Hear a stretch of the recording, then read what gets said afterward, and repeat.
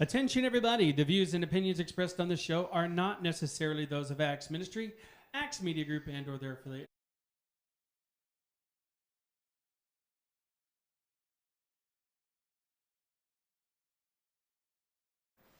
Here he is, folks, waking up with the dawn and letting everybody know about it on the farm.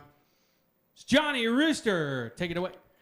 All right, and a cock-a-doodle-doo to you, too. It is still Friday, and you have not lost faith in our communication system. The world is not dead. We are much alive. It's exciting to be here. Today, I have a guest with me. His name is Brent Gilstrap. You're watching Morning Mouth with Johnny Rooster. I'm your host. What we do this each and every Friday morning between 9 o'clock and 9:50 a.m.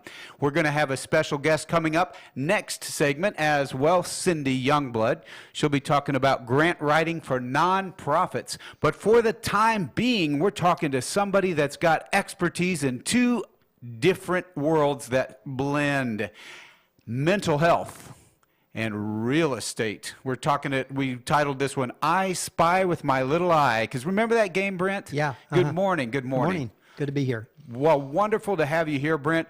What I like about this is the I Spy game was an observation game where people would always come up with something in the room or wherever they were, and the others in the room had to guess. Mm-hmm. Well, you, my friend, have been a master of observation. When I met you, I didn't realize how much you had awareness of, and it became delightful to discover how much your observation about people showed how much you care and therefore relate to and build relationships for long term, not just a one time and you're done. Mm-hmm. It's a long-term commitment. How do people learn observation for the purpose of showing compassion, love, friendship? What is the purpose of that? Well, it's basically paying attention. And when you care about somebody, you notice them. You notice kind of how they respond, what they do. I think some people are a little bit more maybe gifted in that area, just to be able to pick up on the subtle things that go on, the subtle nonverbal. In psychology, they call it leakage, emotional leakage or whatever, that will kind of show, hey, something is going on here. And emotions have to come out one way or the other. If you have emotional leakage, it's nothing like Exxon with the not an oil spill. No, this is tragedy. Natural. We all do this. Little things that you can do from a standpoint of if you're a little nervous, you might do certain things, personal comfort things. Like right now, your hands are crossed, just that kind of holding on. Exactly. Not saying you're nervous or anything like that. A lot of people have their device. Yeah, there's elements that are going to come out and it's not about reading somebody from a standpoint of manipulating them. Yes. It's not a manipulationship, it's a relationship. And where it starts is, you care about somebody, you want their best. And as you, in this dance, are able to kind of read, it helps you to be able to dance with them. There was a study several years ago where they did the photograph people interacting in microsecond photos. Yeah. And it showed through the whole response, there is this movement back and forth, and they called it the dance.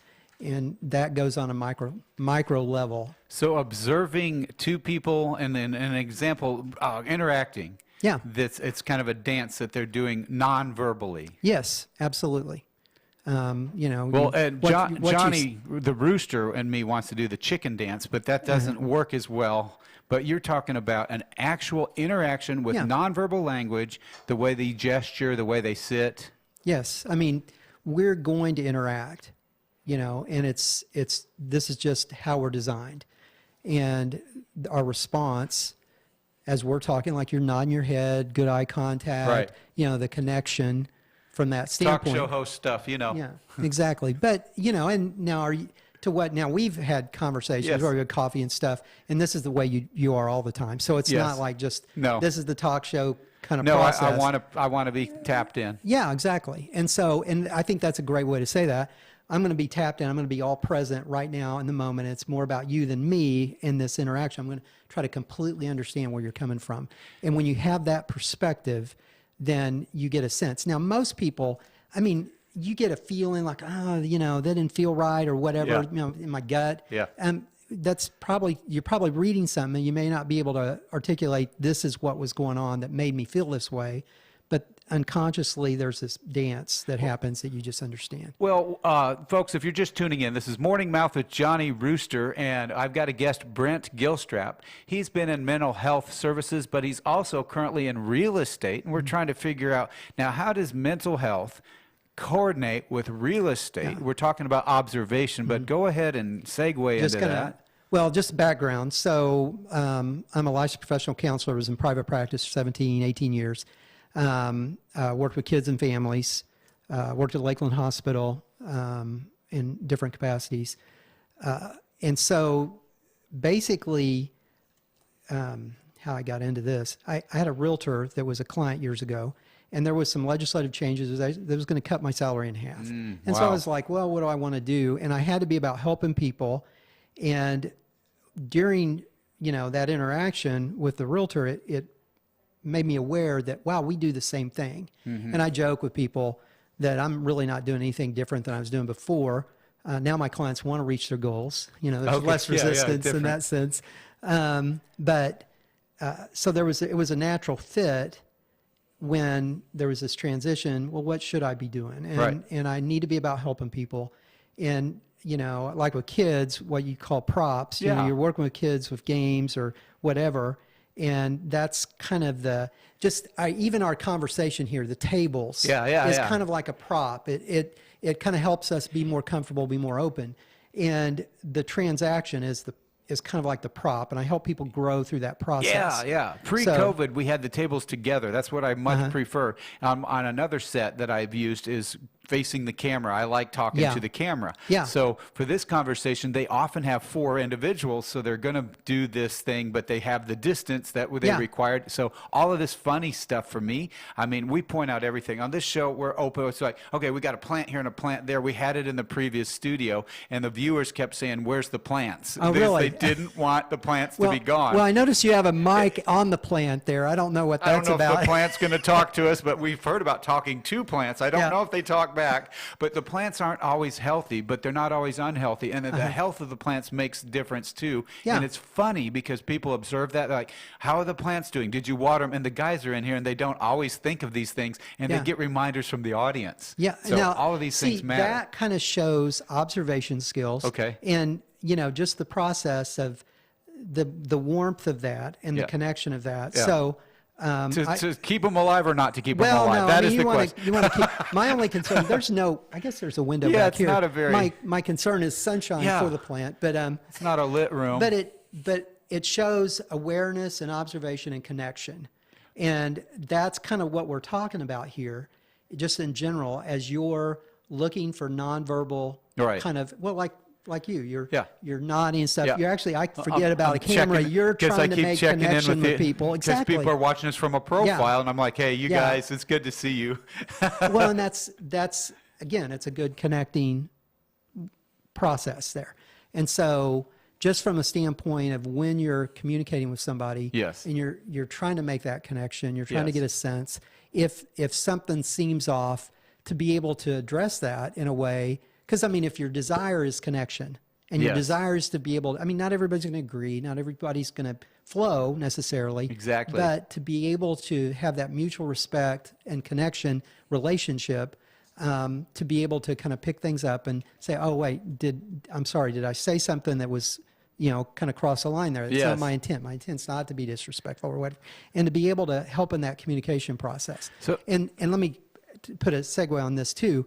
Then from our standpoint, what are things that we can do to help somebody else feel more comfortable? You're doing an incredible job of like the eye contact and the nodding the head, the the kind of things that help the flow of conversation, that help me feel comfortable in because I mean you do this all the time. Yeah. This is natural to you. This I don't do this very Right. often, Yeah. and so You're in there's the going to be a spaceship level. Enterprise here. Look Exactly. out, you know. So there's going to be a little bit of tinge of anxiety, and Yeah. you're helping me be comfortable in this situation.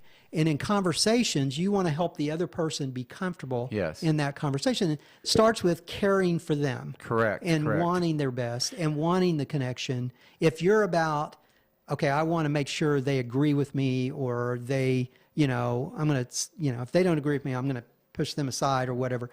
I mean, personally, I love connection. And so, and I like varied opinions and things like that. I think that's how we grow. Yes. But I think it starts with that mutual respect and relationship. And we're not going to agree on everything. Yes. But we can flow, we can be respectful, we can honor each other in that say. Well, I have fun with observation. Every time I'm watching a movie or something else that's programmed, I pick on camera angles or different things because I've done production work. So if you have an example would be when I would sell cars with my friend, he had a dealership, I would notice cars on the screen. Everything was a big deal. Oh, there's that make and model. So when people are involved in something, they're real observant about it. And when they're not involved, if you don't buy that car, you don't notice that car. I'll give you an example just from a real estate aspect. If you're not buying or selling, that is kind of like way under your radar. You're not seeing it. But if you stopped and thought, how many people that bought or sold in the last year? And then as you start doing that, then it's going to, oh my goodness, yeah, there's 5 or 6. You asked me that, and I'm thinking about who do you know in real estate? I thought of you because you were with me. And if I'm not with you, I think of somebody else that I might, if they had to give me a grocery list of who do you know. Yeah. Well, not just from a realtor standpoint, but also from a people that are thinking about buying or selling. Once you're selling or buying, you notice all the real estate signs, you notice everything going on, you're Gotcha. aware, it comes into your awareness. If you're not, it's not, our brains can only think about so much. Yes. And so you're going to be, what's the thing in you that you're going to give attention? Well, let's use that from a standpoint of relationship and connection.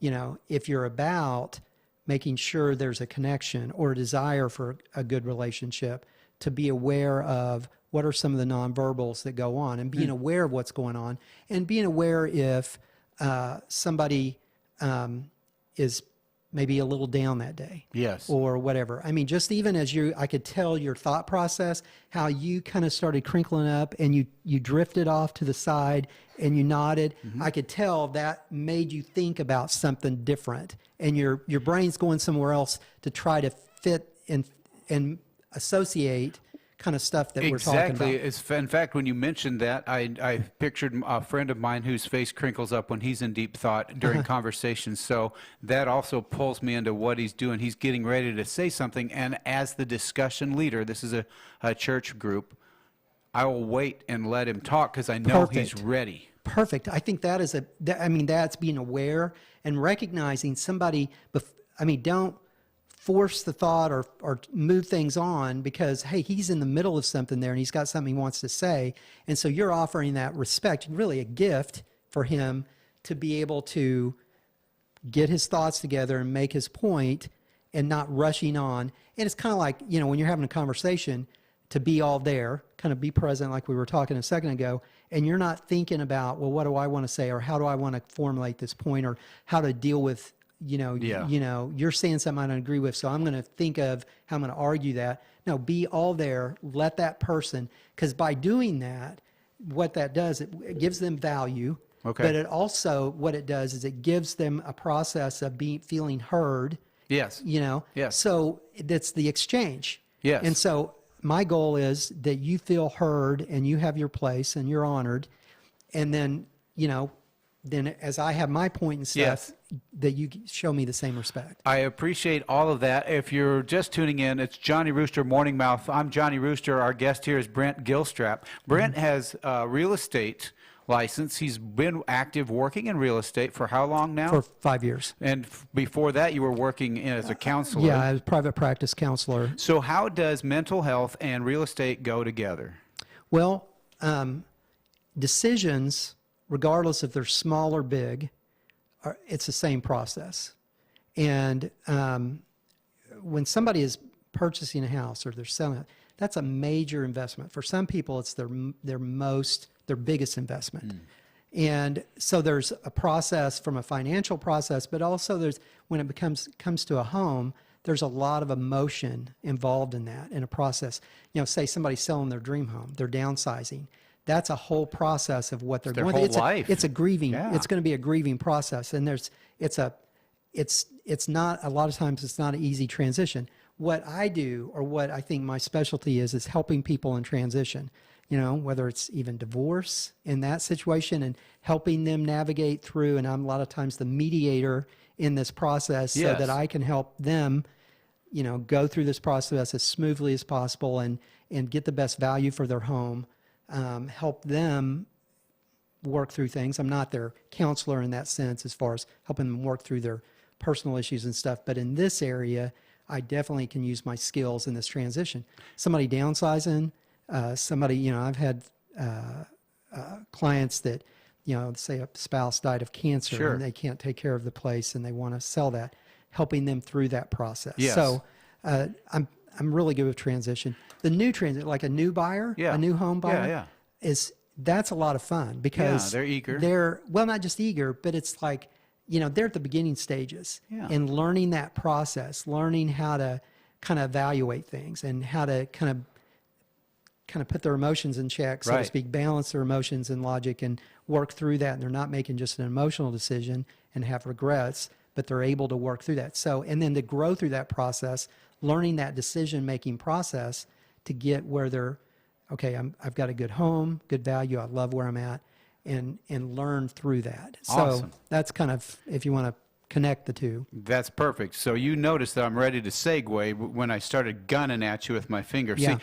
this man is observant, so I've got to be ready for that. Matt, if you're back there, I'm going to say if there's any comments, let them know, or Jay, if there's anything you guys want to check in on, that's fine. I don't want to ignore if there's a comment. No biggie if there isn't. Sometimes people jump in with a comment. That's all right.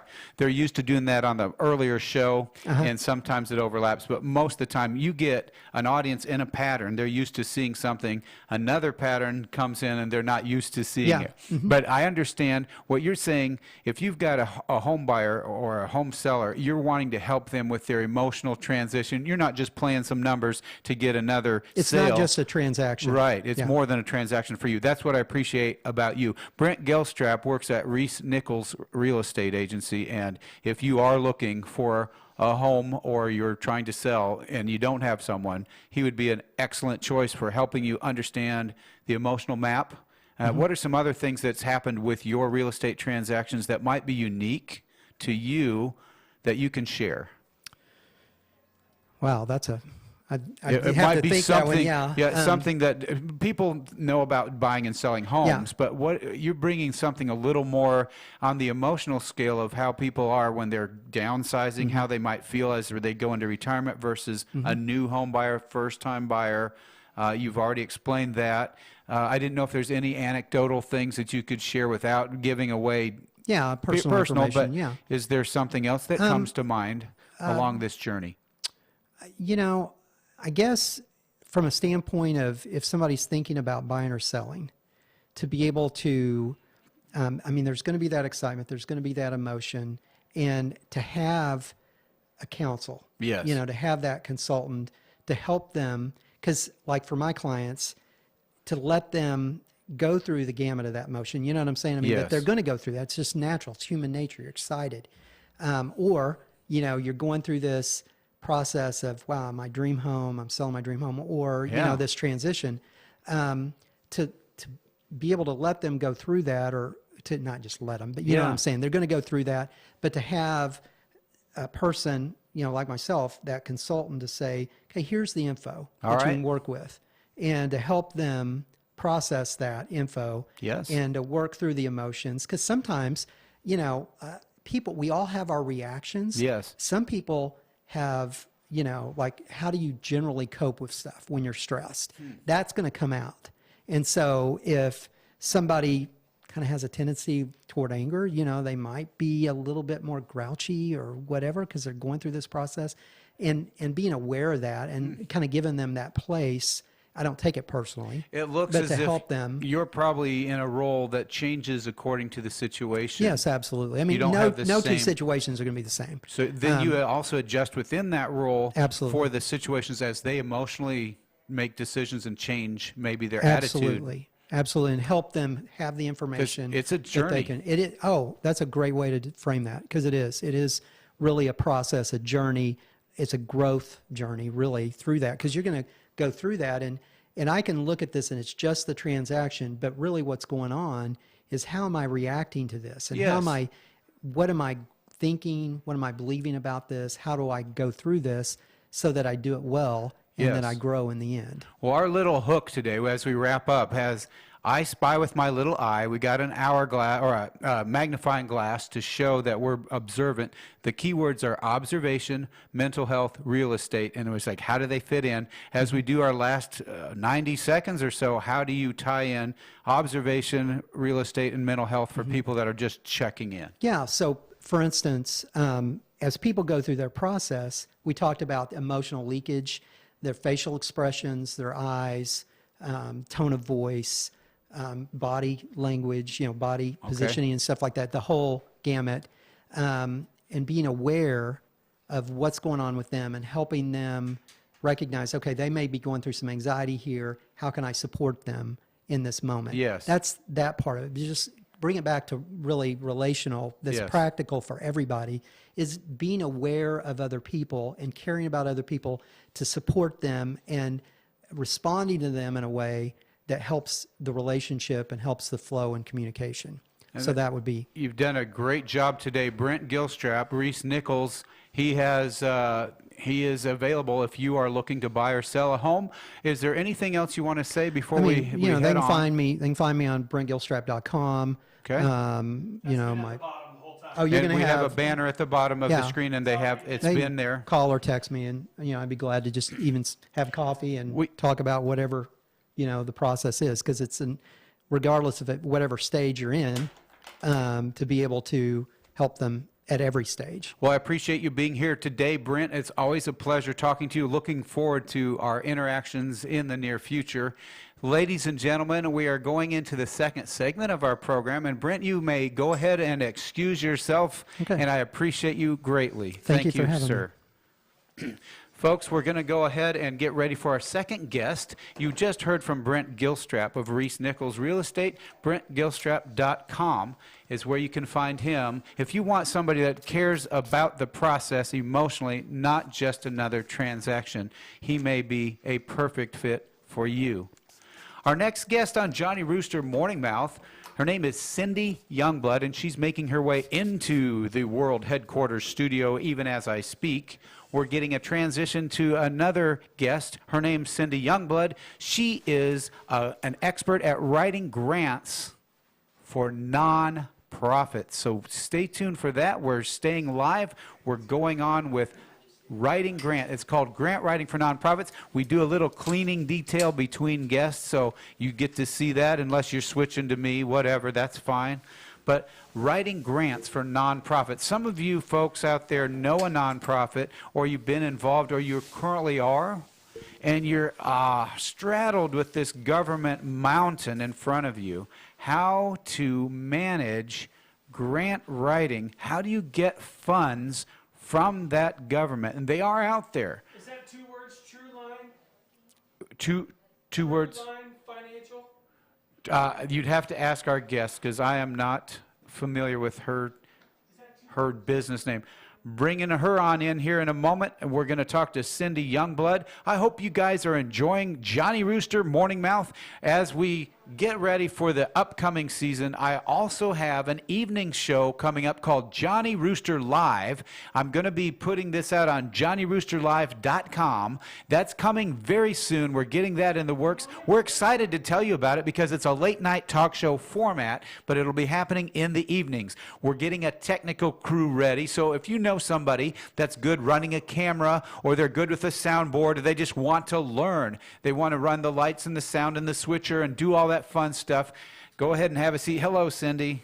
and we're going to have somebody coming in. We're looking for you. If you like to do that kind of work or that volunteer, and that's what we're looking for, putting together a crew for the Johnny Rooster live show, which will make it even more exciting. We'll have music. If you are a musician, if you like to play instrument, or you sing, or you're an actor, or you like humor, or you write comedy, we want you on this. It's a family-friendly format. It's called Johnny Rooster Live. Go ahead and put your headphones on. We got our next guest here. Her name is Cindy Youngblood, as I mentioned. She is the expert of, she does taxes, but she's also got a service for writing grants for nonprofits. And I was wondering, can you hear me all right, Cindy? Yes. All right, wonderful. Welcome to Johnny Rooster Morning Mouth. And you have talked about several topics related to different things with taxes and QuickBooks and all of that financial wisdom. I have to say, I actually don't do taxes. I do QuickBooks, and because I do Okay. QuickBooks, I try to get you the best. You help. Yes, I try to get you the best income and expense sheet that you can get.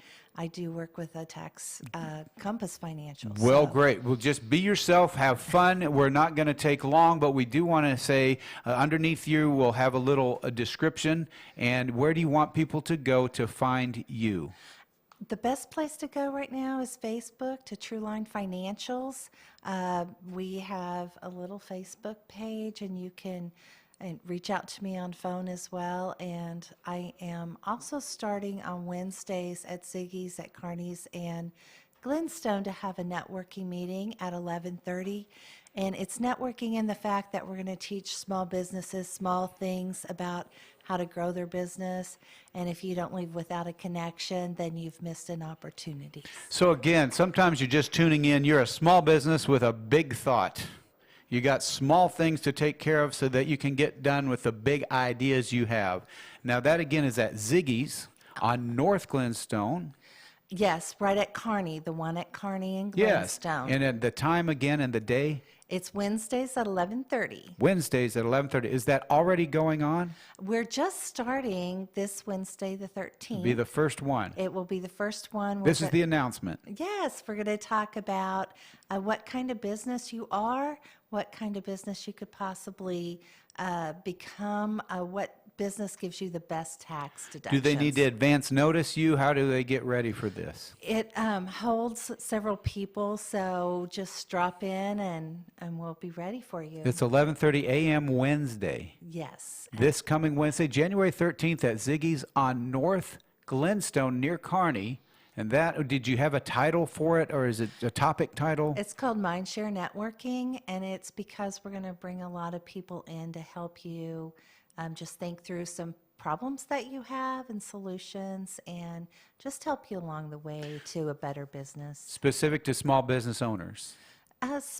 Small and medium, I would think. Okay.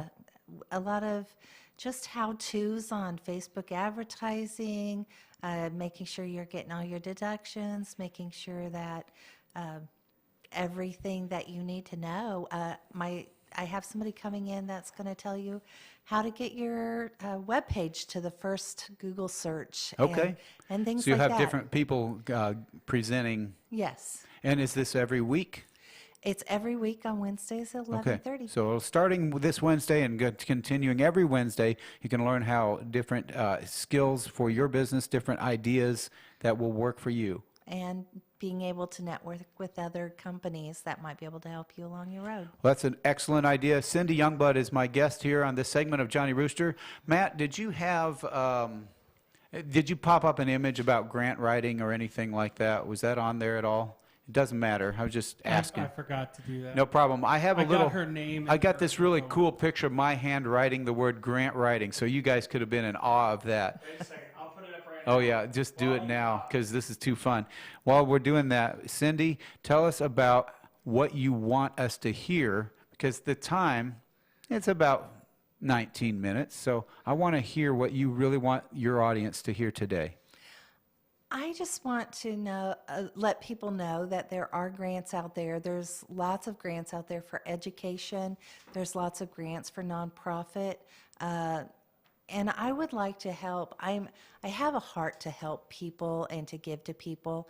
And so like writing grants for nonprofits. A lot of nonprofits, they either want to help their constituents or they want to help their community. And I have available a lot of grants that would do both of those things. When you say you have available a lot of grants, do you have access to grants that the public doesn't know about, or what are you saying? I've been writing grants for 17 years, and because of that, across my email, I get grants constantly, where you may not get as many grant opportunities across your email. Sure. I get tons every Because day. of the long time that you've been writing grants. Yes, and so, and just, a lot of them are repetitive, and so I know that they're there from previous years and things, and so it's just something that I've always done and been privy to, I guess. Well, when you say grant writing for nonprofits, are you writing the grant for them? Are they writing the grant? How does it work? So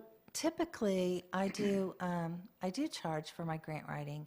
Typically, I charge a $50 search fee, and that's for 6 months, which ends up, by the time I've searched for your grants a couple of days a week, because I do grants a couple of days a week, it ends up costing about 36 cents an hour for me to search for your grants. And then as many as I can find for your organization, your wants and your needs, I write those grants, and then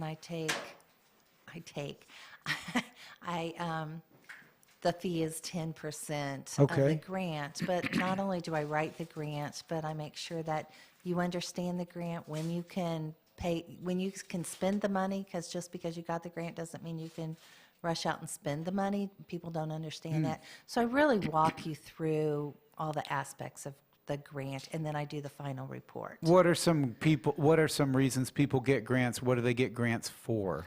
Well, the ones I've seen lately, one of them was for being able for nonprofit, especially charity nonprofits, to be able to, kind of like a benevolence fund, to help those that are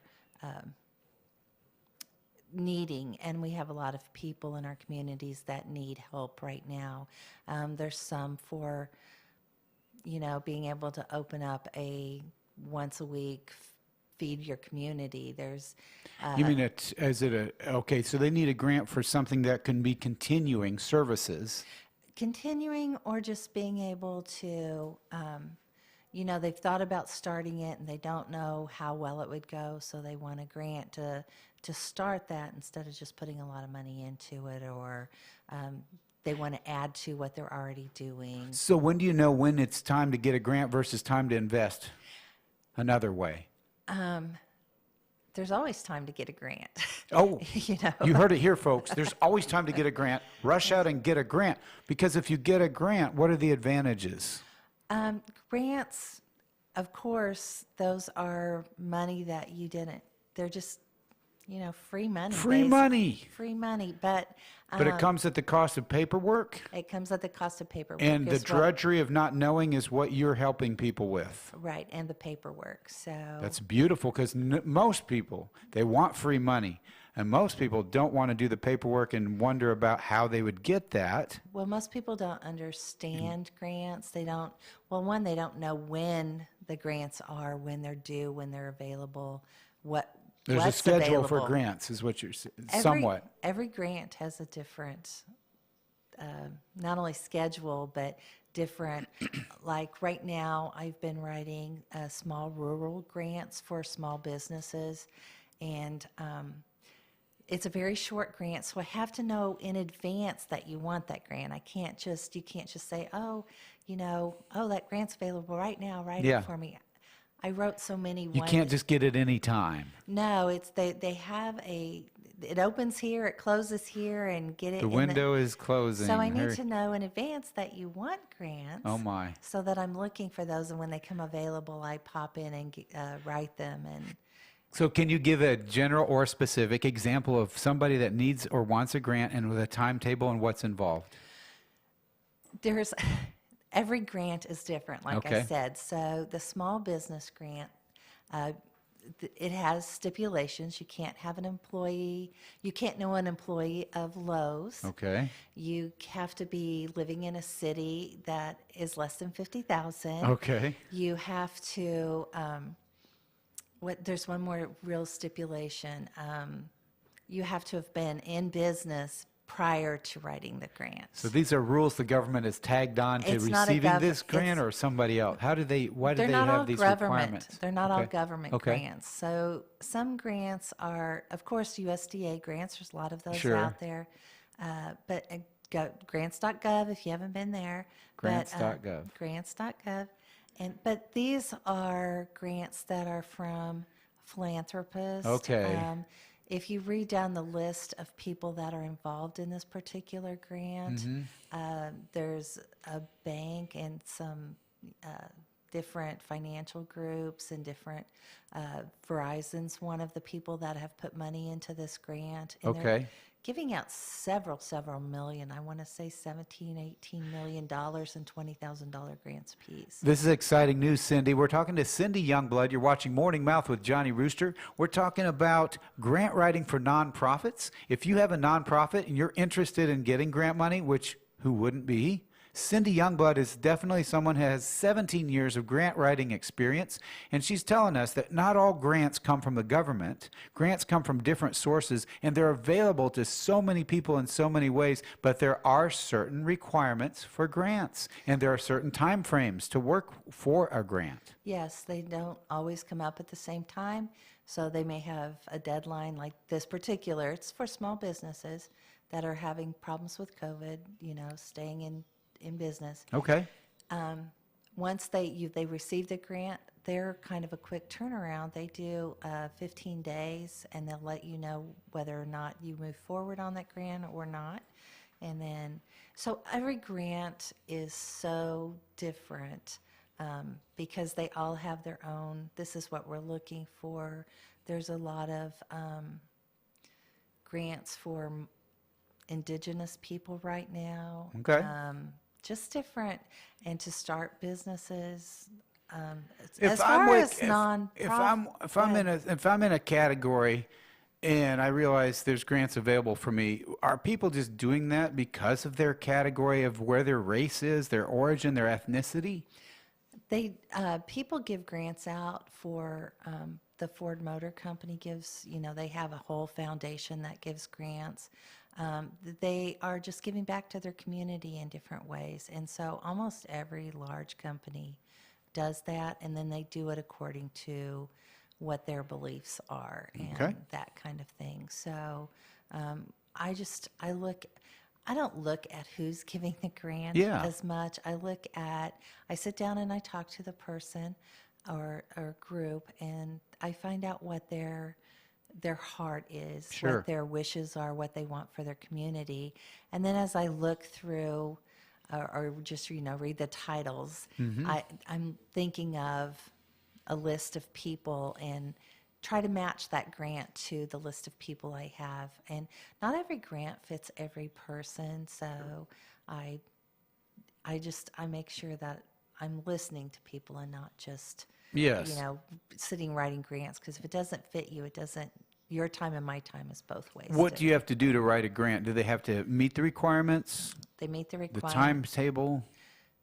Yes, and then it's a story. It's really like writing little stories and telling this is who this person is, and this is why they have this desire, and then what's their desire and what's the future. Is it sustainable and that kind of thing. Well, there are many opportunities out there that people pursue, like GoFundMe or things that look like, hey, I'm looking to get some money raised. Here's my story, and they appeal to the public. Is this a similar thing, or is it something entirely different with its structure? You know what I'm referring to? I do. I'm trying to think if it. I don't think I've ever been asked Like that so and question. so has a tragedy, and my parents' house burned down several years ago, and my niece started a fund campaign online for people to contribute. Right. And people are familiar with those, and they know that the fund campaign has a percentage that they take to help the family raise the money, for example. These are different in the fact that it is typically not limited to what you put on one post. They are literally people that want to give away money, and they want to give it away to the person that most needs it or has the most sustainable program. I can tell you, if you go to Community of the Ozarks, is that the name of that? Ozark? There is a Ozark Community grants. Okay. That if you have cancer, it's just a little paper that you can fill out off of their grant page, and they'll give you $1,000 for whatever you need, whether that's caring or, This is anyone with cancer, or did they meet? anyone with cancer. They have to get a statement from their doctor that Okay. they have cancer, and then that grant doesn't matter what you purchase with that, Okay. whether it's mileage getting Right. back and forth to the Just doctor. if generally it's- get $1,000.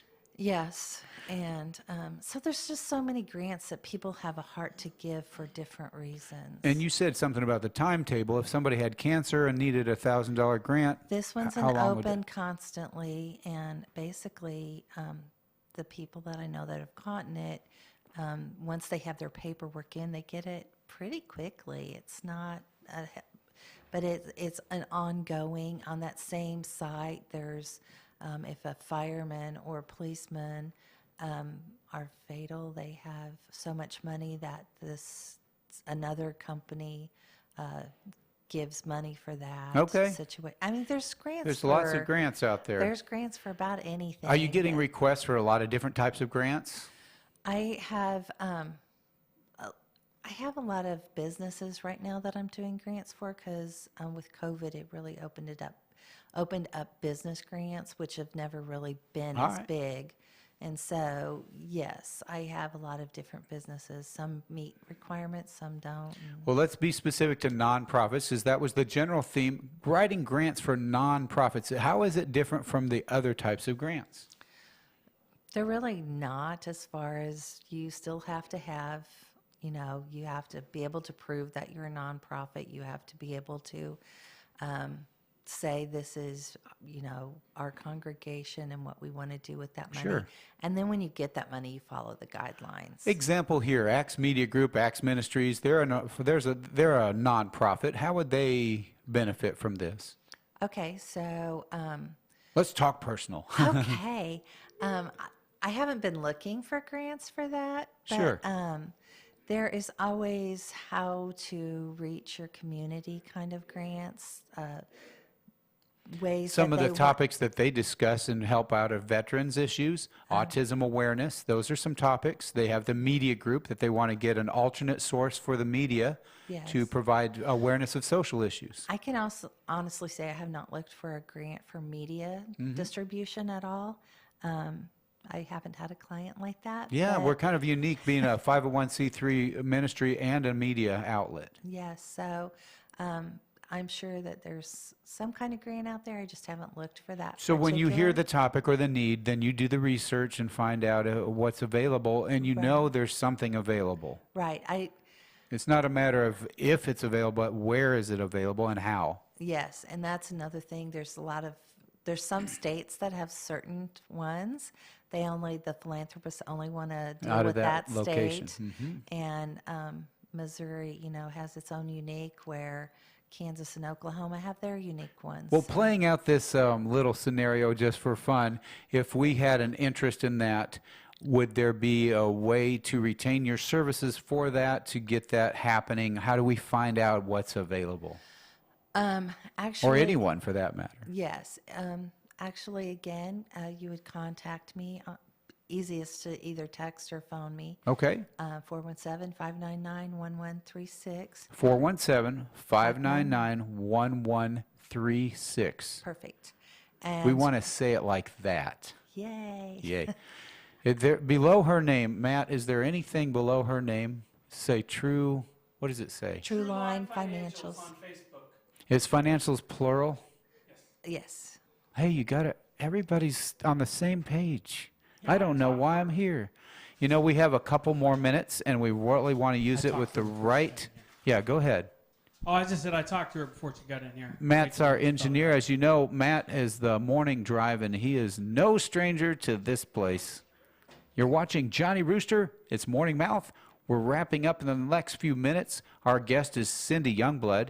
She has expertise, many years worth of writing grants. So good news for you. If you have a business, if you have a nonprofit, if your interests are somewhere with that and you need some funding, there are different ways to do that, aren't there? There are, and it's at a very minimal cost.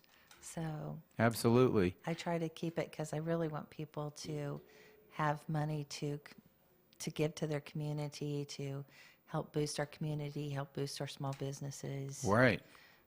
And our churches.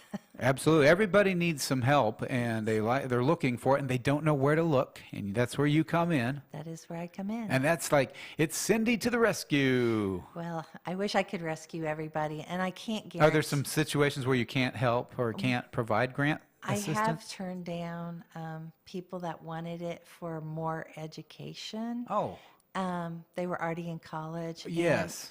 There's really not anything out there for that. The best way to get those funds is to go to your counselor at your college. Okay. Work that out with the institution. Yes, the institution has more grants. Than, Okay. they're But specific. personally, outside of education, there's a lot of There opportunities. is for almost anybody and everybody. Well, we so- got 2 minutes. We're going to use it for something kind of fun. Yesterday, you were at a meeting with me, at a network meeting. You mentioned, what if the weather changes? And I said, I don't care if it's 12 feet of snow. I'll be there, giving you the caveat that I'm not afraid of the weather. Come on. I finally realized that Cindy lives just a few minutes from the studio, and I'm like 45 minutes. So, hey, my commitment level was really big, and then the weather didn't reveal anything crazy, so it was nothing. Yes, it was nice, but I didn't know I was that close. No, if only you'd known. Yeah, I don't mind driving in snow. I've Yeah. driven snow forever, but I don't like driving in ice. So Yeah, if it no, was gonna no. freeze the rain, I was like, And I never did mention ice. I did say a lot of snow, but if there's ice, you got to be smart. You're not going to go out in that. right. I was more concerned because here lately it seems Oh, like yeah, we have anything. more ice than Anything snow. could happen. It's the Ozarks. That's right. The other thing at that meeting yesterday, you mentioned things. You were speaking to the group about how to help with mileage and other things like that. Yeah. And just, I think that's fascinating. There's easy ways. Can we finish up with something about how to help people with their business mileage? If business, 1 minute left. Okay, business mileage. I'm just going to go into the easy way. If you go, Google knows everything. Google IRS mileage, and Okay. it'll give you, I think it's 56 or 58 cents per mile right now, and that really adds up. So you need to be tracking your miles that you go to businesses. If you have a home office, you can actually, home office means you do 60% of your business in your home. If you do that, you can track your mileage from your home office to your business meeting and then back again. If you stop into Walmart between there and then, you can't track going to Walmart or coming home. You just have to be careful in your mileage. And also keep your calendar so that your calendar knows where you got those miles from. And if you have an appointment but you don't keep it, be sure and mark it out. So. Thank you so much, Cindy. I hope you were listening because there's a lot in there and there's a lot of help for you.